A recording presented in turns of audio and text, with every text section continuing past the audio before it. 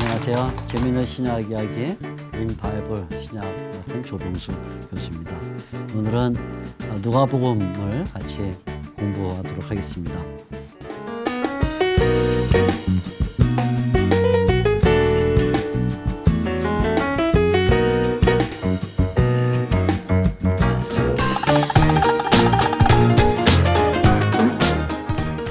앞에서도 몇 번 말씀드렸지만 성경에는 예수님에 대한 이야기가 4번 기록이 되어 있습니다. 복음서라는 명칭으로 4개의 복음서가 들어있는 것이죠. 그럼 왜 4개의 복음서가 꼭 필요했을까? 이게 이제 많은 기독교인들이 궁금해한 것이고, 또 아주 일찍 초대교회에도 신자들이 복음서가 하나만 있으면 되지 뭐 이렇게 많이 있나, 이런 궁금증을 갖고 있었습니다. 특히 초대교회도 기독교를 반대하는 사람들이 있었는데, 기독교를 반대하는 사람들도 공격하는 내용 가운데 언제나 단골 메뉴로 뭐가 들어있었냐면 복음서가 왜 4개가 있냐, 그거 읽어보게 되면 조금씩 내용도 다르고, 그런데 그거 뭐가 필요하냐, 이런 얘기를 했습니다. 그래서 초대교회의 아주 유명한 목사님 가운데 이레니우스라는 목사님이 계셨는데, 이 목사님이 그에 대한 답을 줬어요. 이레네우스, 성경에 나오는 인물은 아니지만 교회사의 이레네우스라는 분이 185년의 경에 책을 하나 썼는데, 그 책에서 왜 복음서가 4권 있어야 되냐 하는 이야기를 멋있게 설명을 해줬습니다. 이렇게 설명했어요. 2가지 이유가 있다. 하나는 땅의 이유가 있고 하나는 하늘의 이유가 있다. 땅의 이유 첫째는 세상에는 동서남북이 있는 거다. 동서남북. 복음서도 4개가 있어야 된다. 멋있죠? 야, 굉장히 멋있는 얘기 있어요. 동쪽만 있어봐라. 맨날 해 뜨는 것만 보고 있지. 그러면 어떻게 노을을 보냐? 석양을 못 보잖냐? 서쪽만 있어봐라. 그러면 해 뜨는 거 어떻게 보냐? 그것처럼 동서남북이 있어야 되는 것처럼 복음서도 4권이 있어야 되는 것이다. 이렇게 얘기를 했어요. 땅의 이유. 둘째, 하늘의 이유가 있다. 에스겔서나 요한계시록을 보면 하늘에 하나님의 보좌에 4 생물이 있는데, 사람과 사자와 소와 독수리의 모양을 하고 있는 4 생물이 있다. 그것처럼 복음서도 4개가 있어야 되는 것이다. 이렇게 설명을 했어요. 굉장히 재미있는 설명을 했는데, 그것이 이제 사람들에게는 복음서의 특징을 설명하는 하나의 단초를 제공을 했습니다. 그래서 자, 지금 금방 이레니우스라는 분이 하늘에 4 생물이 있다 했죠. 하늘에 4 생물. 4 생물이 있는데, 이것이 생긴 게 사자 모양, 그 다음에 사람 모양, 그 다음에 소 모양, 송아지, 그 다음에 독수리 모양, 이렇게 4가지가 있는데, 하늘에 4개의 생물이 있는 것처럼 복음서가 4개가 있다면 당연히 첫 번째 복음서는 사자 같고 마태, 둘째 복음서는 마가복음은 사람 같고, 그죠? 셋째 복음서는 누가복음은 송아지 같고, 그다음 마지막 요한복음은 독수리와 같은 것이다. 이런 설명을 했어요. 그래서 초대교로부터 이 누가복음을 읽을 때는 뭐에 비유해서 읽었냐면 일하는 소에 비유해서 읽었어요. 왜냐하면 누가복음을 읽어보면 정말 예수님께서 엄청나게 일을 많이 하셔요. 아까 마가복음은 열심히 다니셨죠, 그죠? 여기 저기 하다. 누가복음은 많은 일을 하는 장면이 나와서 마치 누가복음은 소같이 일하시는 그 예수님을 보여준다, 이렇게 생각을 했습니다. 자, 이 누가라는 이름도 역시 신약성경에 몇 번 나오는데, 누가는 신약성경에 모두 3번 언급이 되고 있습니다. 3번. 골로새서 4장 14절, 디모데후서 4장 11절, 빌레몬서 2장 24절 이렇게 나오는데, 여러분 지금 우리가 성경 마태복음부터 요한복음까지 성경을 보면 예를 들어 누가복음 그랬을 때 누가복음에 누가가 이 복음서를 썼다 그런 말은 없습니다. 마태복음은 마태가 이 복음서를 썼다 그런 말도 없습니다. 그런데 초대교로부터 이제 우리가 이 복음서는 누가가 썼다 이렇게 알고 있어서 누가복음서 이렇게 말하는 것이지 누가라는 이름은 누가복음에 나오진 않아요. 대신에 다른데 바울의 서신에 이제 나오는데 골로새서 4장 그다음에 디모데후서 4장 빌레몬서 24절 이렇게 나오는데 그 중에서 골로새서 4장 14절을 보면 누가의 직종이 나와요. 직종. 누가가 어떤 일을 했던 사람인가? 누가는 의사였어요. 의사. 그래서 사도 바울이 전도 여행을 할 때 늘 따라다니면서 바울의 몸에 그 건강을 체크해주고 그리고 또 때때로 몸을 보신시켜주는 그런 역할을 했던 사람이 의사 누가입니다. 그래서 바울이 감옥에 들어갔을 때도 늘 곁에서 바울을 돌봐주는 역할을 했죠. 실제로 보면 이 누가복음서는 마태, 마가, 요한복음서에 비해서 훨씬 의학적인 용어가 많이 나오고 의사에 대한 이야기가 좀 더 나오는 것을 볼 수가 있어요. 왜냐하면 자기가 의사였기 때문에 아무래도 글을 쓰면서 이런 좀 더 용어가 사용될 수밖에 없었던 것이죠. 자, 근데 그러면 누가는 도대체 기독교의 역사에 몇 번째 세대에 속하는 사람인가? 몇 번째 세대에 속하는 사람인가 할 때 누가가 자기가 속해 있는 그 세대를 설명을 해주고 있습니다. 나 누가, 의사 누가가 예수님에 대한 이야기를 쓰는데 나는 첫 번째 세대도 아니고 두 번째 세대도 아니다. 나는 세 번째 세대에 속한다 하는 것을 얘기를 합니다. 1장 1절부터 보면 1절과 2절에 이런 얘기가 있어요. 우리 중에 이루어진 사실에 대하여 처음부터 목격자와 말씀에 일꾼된 자들이 제일 처음에는 말씀에 목격자와 일꾼된 자들이 있고 둘째는 그들이 전하여 준 그대로 내력을 저술하려고 붓을 둔 사람이 많은지라 두 번째 사람은 그것을 쓰려고 한 사람이 있고 첫 번째 세대는 주로 봤어요. 예수님을 목격자. 그걸 말로 전달해 줬어요. 두 번째 세대 사람들은 그 이야기를 듣고는 글로 쓰려고 붓을 들었어요. 이렇게. 그래서 3절에 이렇게 말해요. 그 모든 일을 근원부터 자세히 미뤄 살핀 누가도 이에 대하여 쓰려고 했다. 그러니까 목격자가 있었고 제일 처음에는 예수님과 함께 다녔던 제자들. 그 제자들이 전하여 준 것을 쓴 사람이 있었고 마가 뭐 이런 사람들이죠.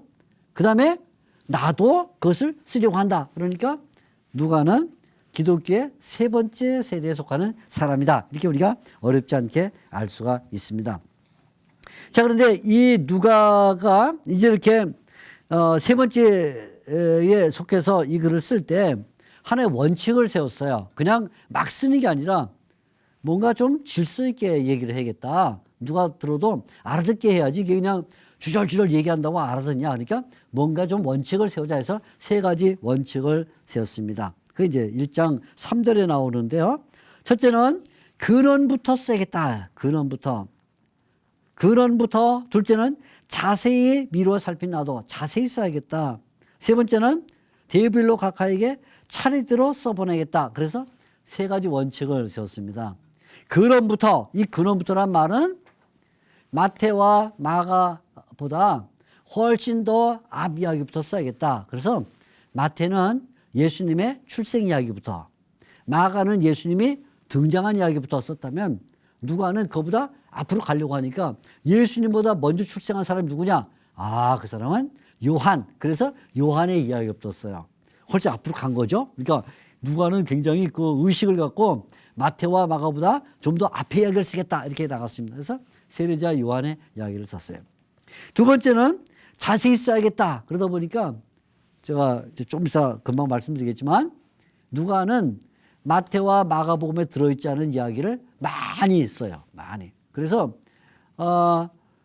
마태와 마가를 비교하면 70% 정도가 같은데 마태와 누가를 비교하면 50%밖에 같지가 않아요. 누가는 50% 정도를 자기 이야기를 갖고 있어요. 그건 뭐냐면 마태와 마가가 쓰지 않은 더 자세한 이야기를 쓰고 싶은 마음이 이제 이야기를 더 많이 가져온 것이 되는 것이죠. 그런데 누가는 이 누가복음을 다 쓰고 난 다음에 그냥 끝난 게 아니고 한 권의 책을 더 썼어요. 그게 뭐냐면 사도행전이에요. 그러니까 신약성경 가운데 속편으로 쓴 책들이 몇 개가 있는데 고린도 전서, 고린도 후서 뭐 이런 거 알죠? 데살로니가 전서, 데살로니가 후서 이렇게 되는데 사실은 바울이 고린도 전서, 후서 이렇게 썼을 때 그거는 속편은 아닙니다. 그런데 이 누가복음과 사도행전은 드라마처럼 속편 성격을 갖고 있어요. 그래서 누가복음은 누가의 1편, 사도행전은 누가의 2편이다 이렇게 말할 수 있어요. 그러니까 누가복음은 예수님이 죽고 승천하셨다까지 얘기를 하면 사도행전은 승천하신 그 주님 이후의 교회가 어떻게 됐는가 이 얘기를 쓰고 있어서 1편, 2편, 속편 성격을 가지고 있습니다. 이 누가복음과 사도행전이 속편이다 하는 것을 어떻게 알 수 있냐면 가장 중요한 것은 뭐냐면 두 책이 다 한 인물에게 헌정한 책이에요. 누가복음도 데오빌로라는 사람에게 헌정을 했습니다. 사도행전도 데오빌로라는 사람에게 헌정을 했어요. 그러니까 한 사람에게 두 책을 헌정을 한 거죠. 그러니까 데오빌로가 누군지 모르지만 기분이 되게 좋았을 수 있어요. 야, 나한테 책을 두 권이나 헌정을 했으니까. 아무튼 수신자가 동일하다. 또 하나 중요한 얘기는 뭐냐면 이 누가가 누가복음과 사도행전이라는 이 이야기를 써나갈 때 가능하면 로마의 역사의 이야기를 맞추려고 노력했어요. 로마의 역사. 그래서 예수님이 태어나고 그리고 또 세례 요한이 태어나서 활동할 때 당시에 있었던 그 황제 이 얘기부터 시작해요. 아우구스도 황제 이 얘기를 시작합니다. 그 다음에 예수님과 세례 요한이 어떻게 활동을 했는가 할 때 황제 디베리우스 황제 그리고는 나중에 신약 사도행전으로 넘어가게 되면 교회 때는 어떤 황제가 있었는가 글라우디오와 그 유명한 네로 황제가 있었다 그래. 여러분 그 사도행전을 이제 읽다 보면 맨 마지막에 바울이 자기 기독교인이라는 그 죄목을 쓰고 이제 고난을 당해야 되는데 내가 로마에 있는 황제에게 고소한다 그래서 로마로 가게 됐어요. 바울이. 그래서 로마에 있는 황제에게 고소한다. 그때 그 황제가 누구냐면 네로예요. 네로. 이름은 나오지 않아요. 근데 네로입니다. 그래서 신약 성경에 네로가 이름 없이 로마의 황제로 등장하는 것을 발견할 수가 있어요. 그러니까 자, 이 말은 뭐냐면 결국 누가복음의 두 명의 황제, 사도행전의 두 명의 황제를 넣어서 누가복음과 사도행전을 둘 다 로마의 황제라는 그 역사 속에서 꾸려가려고 했다. 이것이 이제 하나의 두 성경이 같은 연속성을 갖고 있다는 것을 보여주는 것이죠. 사도행전 1장을 보면 사도행전 1장에 이 사도행전은 전편을 갖고 있구나 하고 생각하게 만드는 구절이 하나 있습니다. 사도행전 1장 1절에 보게 되면 이렇게 말해요. 데오빌로요. 사도행전 1장 1절에 데오빌로요. 내가 먼저 쓴 글에는 이란 먼저 쓴 글. 이 사도행전 쓰기 전에 먼저 쓴 글이 있다. 뭐냐면 누가복음. 그죠? 그래서 누가복음과 사도행전은 짝을 이루고 있다. 이렇게 이야기를 하게 되는 것입니다. 자, 근데 이제 누가복음을 다시 돌아와요. 누가복음 돌아와서 보면 누가복음은 그 관심이 근원부터 쓴다 그랬으니까 세례 요한 얘기를 썼잖아요. 마태, 마가는 예수님의 출생, 등장부터 썼는데 누가는 세례자 요한의 출생도 썼다. 그러니까 당장에 우리가 알 수 있는 건 뭐냐면 이 누가복음은 두 인물에 큰 관심을 갖고 있다는 걸 알 수 있어요. 요한, 세례자 요한이라는 사람과 그다음에 그리스도 예수님이라는 두 인물에 관심이 있다 이렇게 볼 수 있죠. 그러니까 마태나 마가는 예수님에 대한 이야기부터 썼는데 누가는 세례자 요한 이야기부터 썼다. 그러다 보니까 이 누가의 마음속에는 이 두 인물을 자동적으로 비교하지 않을 수가 없었어요. 요한은 어떤 인물이고 예수님은 어떤 인물인가 하는 것을 비교하게 됐습니다. 그래서 이 비교를 하는데 두 가지 방식을 썼어요. 첫째는 병행이라는 방식을 썼어요. 병행. 두 분을 나란히 비교를 해요. 그래서 이 누가복음을 보면 세례자 요한이 출생하던 이야기와 예수님이 출생할 때 이야기가 아주 비슷하게 나옵니다. 비슷하게. 천사가 등장했다. 그래서 세례자 요한 출생할 때도 천사가 등장하래. 예수님이 출생할 때도 천사가 등장하래. 네가 아들을 낳을 것이다. 그러면 요한 부모한테도 얘기하고 예수님의 마리아에게도 얘기하고 그렇게. 그리고는 나타나셔서는 두려워하지 마라. 이쪽에도 두려워하지 마라. 똑같은 말로 쭉 나와요. 그래서 어떻게 보게 되면 예수님과 이 세례자 요한이 쌍둥이가 아닌가 그런 생각을 하게 만들어요. 똑같이. 그래서 여러분 이 미술 역사를 이렇게 공부하다 보면 미술사에서 유명한 그 화가들이 세례자 요한에 대한 그림을 많이 그렸습니다. 이제 그걸 알고 보면요, 그게 많이 보여요. 그래서 미술사를 이렇게 보게 되면 특별히 르네상스 시대 이후의 그림들을 보면 세례 요한을 많이 그렸어요. 세례 요한이 목이 잘린 그림도 있고, 세례 요한이 물에서 세례 주는 장면도 있고 많이 있는데 어떤 그림을 보면 예수님과 요한을 똑같이 그려놨어요. 똑같이 쌍둥이처럼. 단지 차이가 뭐냐면 예수님은 조금 더 밝게, 요한은 조금 어둡게 그려서 예수님이 좀 다르다 하는 강조는 있지만 똑같이 그려놔가지고 쌍둥이처럼 보이게 만들어요. 정말 쌍둥이처럼 보여요. 병행이 있으니까. 태어난 것, 그 다음에 활동을. 근데 차이가 있어요. 차이. 병행만 있는 게 차이가 있어요. 어떤 차이가 있냐면 예수님은 요한보다 크다 하는 것을 차이를 둬요. 그래서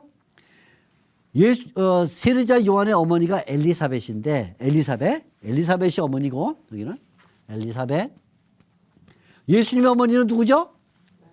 이걸 모르면 큰일 나겠죠. 마리아인데 그죠? 엘리사벳은 혹시 모르더라도 마리아인데 세례자 요한이 엘리사벳의 뱃속에 있을 때 예수님이 마리아의 뱃속에 있을 때 아직 잉태하고 있을 때 할 때 엘리사벳이 마리아를 만나러 갔어요. 이렇게 만나러 갔습니다.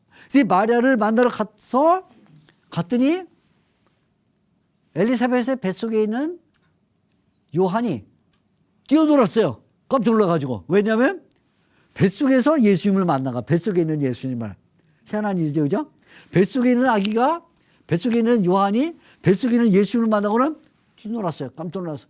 그랬더니 엘리사벳이 마리아에게 이렇게 말했습니다. 마리아는 내 나의 주의 어머니. 그렇게 불렀어요. 나의 주의 어머니. 그러니까 자 보세요. 예수님을 가리켜서 뭐냐면 마리아는 어머니고 예수님을 뭐냐면 주님이다. 이렇게 말했어요. 아직 예수님이 세상에 나오기도 전에 엘리사벳이 마리아를 만나면서 내 주님의 어머니 그렇게 불러서 예수님은 장차 요한에게도 주님이 될 것이다. 그렇게 예언을 해버렸어요. 그렇게. 그만큼 차이가 나는 거죠. 그리고 실제로 이 둘 사이에는 큰 차이가 있는데 어떤 큰 차이가 있냐면 이 세례자 요한은 그냥 선지자예요. 선지자. 그래서 1장 76절 보게 되면 이 세례자 요한이 어떤 사람인가 할 때 이 아이여 하고는 그 아버지 사가랴가 이렇게 노래해요. 이 아이여 내가 지극히 높으신 이의 선지자라 일컬음을 받고. 그래서 이 세례자 요한은 뭐냐면 하나님의 선지자, 지극히 높으신 이의 선지자 1장 76절 이렇게 말하고 있어요. 근데 예수님은 어떤 분이냐? 예수님은 1장 32절 보면 1장 32절 예수님은 지극히 높으신 이의 아들이다. 아들. 지극히 높으신 이의 아들이라고 그래. 아들. 1장 32절. 그러니까 똑같이 지극히 높으신 이라는 표현을 쓰지만 요한은 지극히 높으신 이의 선지자고 예수님은 지극히 높으신 이의 아들이다. 그래서 예수님은 하나님의 아들이고 요한은 선지자일 뿐이다. 비록 비슷하게 생겼지만 사실은 예수님이 하나님의 아들로서 구원의 일을 하게 될 것이다. 이런 차이가 있게 됐다. 그런 말이죠. 게다가 중요한 것은 요한은 그 활동을 할 때 대상이 이스라엘 백성에게만 대상을 삼았어요. 그래서 이스라엘 백성들이 오면 세례 주는 일만 했어요. 그런데 예수님은 이방인들에게까지도 그 구원의 역사를 행하시는 분이 됐죠. 그래서 선지자로서 요한은 이스라엘을 대상으로 삼았다면 예수님은 뭐냐? 온 백성을 대상으로 삼는 그런 일을 하셨다. 그래서 구세주가 되셨다. 이것이 이제 누가가 요한과 비교하면서 예수님을 부각시키려는 큰 하나의 이유다 이렇게 볼 수가 있어요. 자, 이제 우리가 이 누가복음 읽으면요 몇 가지 누가복음에는 노래가 나와요. 노래, 유명한 노래가 나와요. 처음에는 마리아가 부른 노래가 나오는데 마리아가 예수님을 잉태하고 난 다음에 부른 노래가 나옵니다. 1장 46절부터 내 영혼이 주를 찬양하며 이런 노래가 나와요. 마리아의 노래.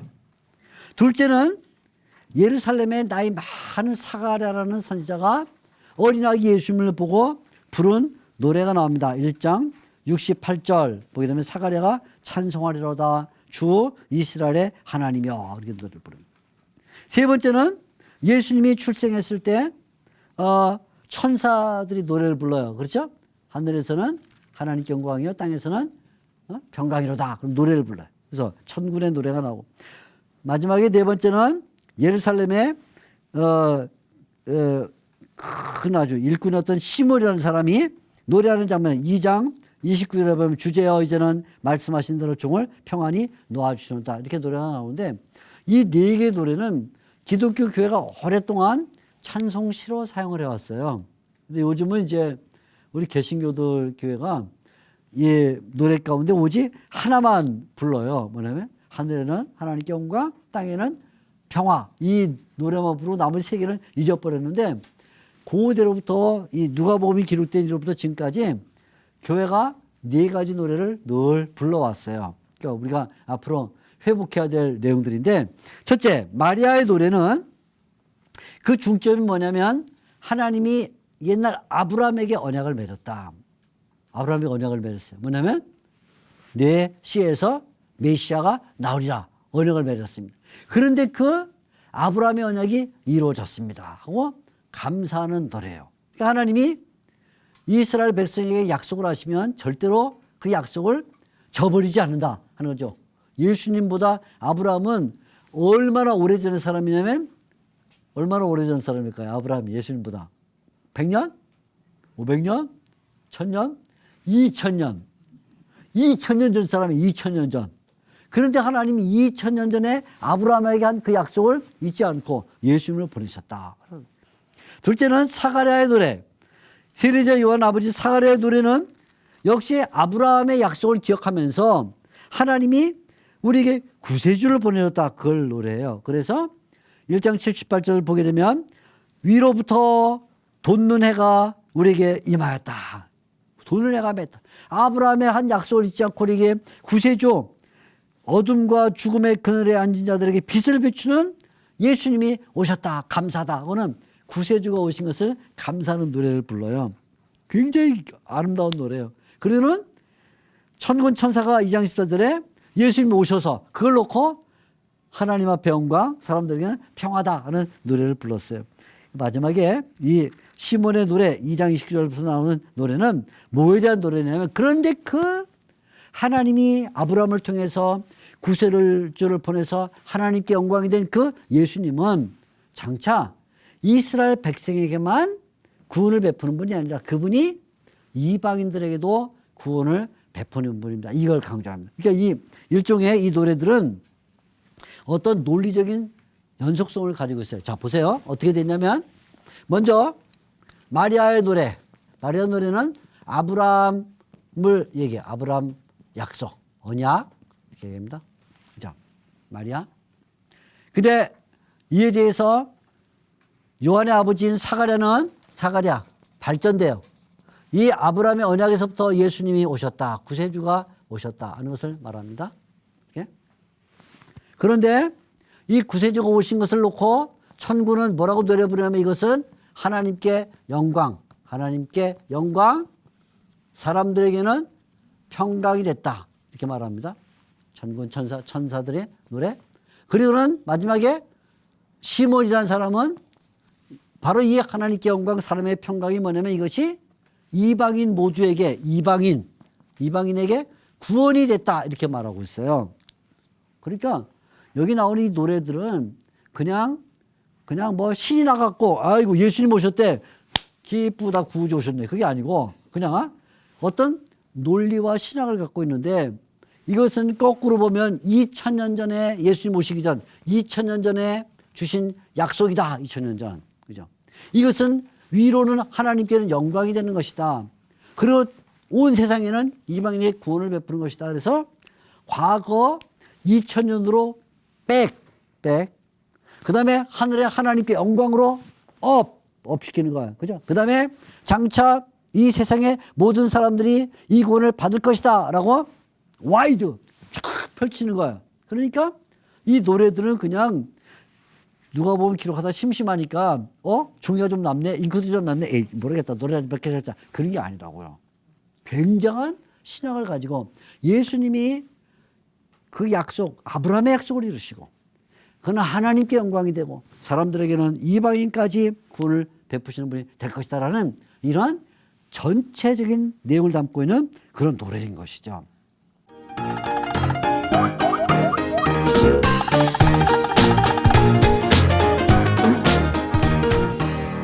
근데 자, 우리가 시작하면서 이 누가복음은 마태나 마가복음에 없는 이야기들을 담고 있다. 그런 얘기를 한번 드렸죠.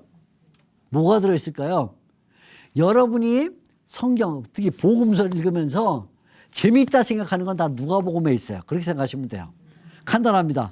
꼭 그렇진 않지만 많은 경우 예를 들면 뭐냐면 선한 사마리아인의 비유.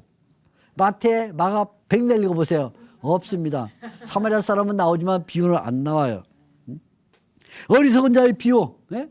너무나 농사가 잘 돼갖고 창고를 떠지고 창고를 떠진 다음에 막 기뻐갖고 밤에 술을 진탕 마시고는 내 영혼아 잘 먹고 잘 자자. 어디 나오냐면 누가복음에만 나와요. 하나님께서 그날 밤에 내 영혼을 내가 가져가리라 할 때 그게 누가복음에만 나와요. 유명한 비유인데. 유명한 탕자의 비유. 네? 두 아들이 있었는데 한 놈이 아버지 돈 떼먹고 나가갖고 허랑방탕하게 살다가 돌아와서 무릎 꿇고 빌었더니 아버지가 용서해주고 물돼지 가죽으로 신발 만들어주고 옷 입혀서 했더니 형이 화냈더라. 그거 어디 있어요? 누가복음에 있어요. 이게. 이 재밌는 얘기는요. 다 누가복음에 들어있어요.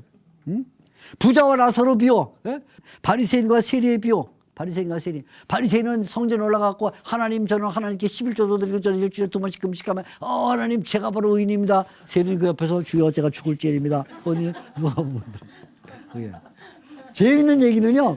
다 누가복음에 들어있어요. 정말이에요. 예? 삭개오가 뽕나무 올라가서 요즘은 뽕나무가 아니라 돌감람나무 이렇게 돌 무화과나무로 바꿨는데 개정개혁성경 뽕나무로서 예수 목을 켜서 예수님께서 네가 삭개오로 내려와라 내가 네 집에 있겠다 오늘 네 집에 구원이 이렇다 주님 제가 가지고는 다 팔고 사기친 놈들한테 절반씩 나눠주겠습니다. 그 어디냐면 누가복음에 있어요. 재밌어요. 예? 예수님께서 부활하시고 난 다음에 어떤 두 제자가 절망해갖고 엠마오로 내려가다가 예수님을 만나 눈이 가려서 못 보고 있다가 눈이 열려서 예수님 알아보니까 없어졌더라. 예수님이. 어디냐면 누가복음에 있어요. 그러니까 누가복음을 읽어보면요. 마태와 마가복음, 요한복음보다도 더, 요한복음은 사실 에피소드가 많지가 않아요. 보다 더 에피소드, 재밌는 얘기가 많아요. 왜냐하면 처음에 원칙을 세웠죠. 뭐라고 원칙을 세웠냐면 자세히 쓰겠다. 자세히. 그런데 한 가지 이제 그러나 누가는 이런 이야기를 쓸 때 막 쓰는 게 아니고 어떤 원칙 하나 뭐냐면 반드시 순서대로 써야겠다라는 원칙을 가졌다는 거예요. 순서. 그 순서를 누가복음 16장 16절에 우리에게 알려주고 있어요. 누가복음 16장 16절. 외우기도 좋죠. 그죠? 누가복음 16장 19절. 그랬으면 외우기 어렵고. 그죠? 누가복음 13장 16절. 16장 16절. 그러니까 이거는 외워야 돼요. 외워갖고 여러분들이 교회 갖고 써먹어야 돼요. 누가복음에 이 누가복음이 이렇게 체계적으로 순서대로 쓴다고 했는데 그거 어디서 발견할 수 있냐? 모르면 누가복음 16장 16절이라 딱 하면 굉장히 유식하죠. 그죠? 네, 유식합니다. 누가복음 16장 16절 보면 이런 말이 있습니다. 누가복음 16장 16절 율법과 선지자는 요한의 때까지요. 그로부터는 하나님의 나라의 복음이 전파되느니라. 자, 이거 아주 유명한 예수님의 말씀인데 예수님의 말씀 가운데 이 모든 역사를 한마디로 꿰뚫은 말씀입니다. 예수님이 역사를 한마디로 꿰뚫었는데 뭐라고 말하면 이렇게 말했어요. 역사가 태초 창조가 있고 그죠? 창조. 마지막에 종말 또는 예수님의 재림이 있게 되는데 이 앞에는 영원한 세계가 있고요. 영원한 세계. 창조되기 전에 영원이죠. 영원. 그 영원은 이게 줄을 그으면 안 돼. 이거는 역사 이게 창조 앞에는 영원이 있었다. 그죠? 영원? 뭔지 모르지만 영원. 그리고는 예수님이 제되면 그다음에 다시 또 영원이 시작이 돼. 그래서 우리가 이 사이에 있는 거를 역사라 이렇게 말해요. 역사. 이게 역사예요. 역사. 창조부터 종말까지 역사. 이렇게 말하는데 이 역사가 둘로 나눠진다는 거예요. 첫째는 뭐냐면 역사 가운데는 율법과 선지자의 시대가 있다. 율법과 선지자 이렇게 말. 율법과 선지자 어느 가운데 점이 있는데 율법과 선지자의 시대가 있고 율법과 선지자의 시대가 있고 선지자. 그다음에는 두 번째 시대는 하나님의 나라가 전파되는 시대가 있다. 그래 16장 16절 하나님의 나라가 전파된다. 하나님 나라 전파라는 시대가 있다. 이렇게 말하고 있어요. 그런데요, 잘 보세요. 이게 이제 누가가 말하는 예수님의 입을 통해서 말하는 중요한 내용인데 율법과 선지자는 누구 때까지냐면 요한 때까지라래. 율법과 선지자는 요한 때까지요. 율법과 선지자가 어디까지냐면 요한 때까지요. 요한. 이렇게. 그리고 그다음에 그 후로부터는 하나님의 나라가 전파되니라. 그래서 이 역사를 절반으로 나누라 그러면 절반의 중심에 누가 있냐면 누가 있어요? 요한이라는 사람이 있다. 세례 요한이라는 사람이 있다. 그렇게 말하고 있어요. 그래서 세례 요한을 말하지 않으면 복음서가 안 된다는 거예요. 세례 요한을 말하지 않으면. 그러니까 여러분 보세요. 마태복음 예수님의 탄생 이야기를 하고 나면 3장부터 세례 요한 얘기가 처음에 나와요. 마가복음 1장 복음의 시작이라 세례 요한 얘기가 나옵니다. 누가복음은 아예 세례 요한 탄생 얘기부터 시작하고 그러니까 요한복음 보면 세례 요한이 예수님에 대해 증거했다 얘기부터 시작해. 그러니까 항상 복음서는 세례자 요한을 말하지 않으면 할 수가 없다. 왜냐하면 세례자 요한이 하나님 나라가 전파되는 시작점이기 때문에 이렇게 말. 그래서 이 세례자 요한 이후에 예수님이 오셔서 예수님이 결국 출생하시고 출생. 그분이 활동하시고 활동. 그다음에 그분이 순환당하시고 그죠? 그다음에 부활하시고 예수님 부활. 그다음에 예수님이 승천하셨다까지가 바로 이 하나님 나라가 진행되는데 예수님에 대한 얘기라고 하죠. 이게 예수님에 대한 이야기. 그 요 순서를 정확하게 따라서 누가는 기록을 해요. 그래야만 뭐예요? 이게 체계가 있으니까. 그럼 누가복음을 딱 읽으면 아주 체계가 있어요. 그러면서 지금 얘기한 것처럼 아주 특이한 얘기들이 박동감 있게 막 들어가지고 읽으면 말이에요. 지루하지가 않아요. 얘기가 너무 많아가지고. 그래서 누가복음은 우리에게 예수님이 오시는 이 사실은 반드시 세례자 요한이 앞에 먼저 와서 분기점을 마련해 줘야만 온다. 분기점.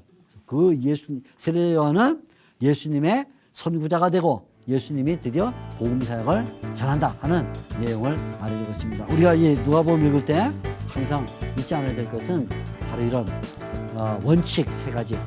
근원부터 썼다. 그다음에 또 자세히 쓰려고 했다. 그리고는 마지막에 순서대로 쓰려고 했다는 이 내용을 딱 알고 있으면 누가복음의 큰 부분을 아는 것이 됩니다. 감사합니다.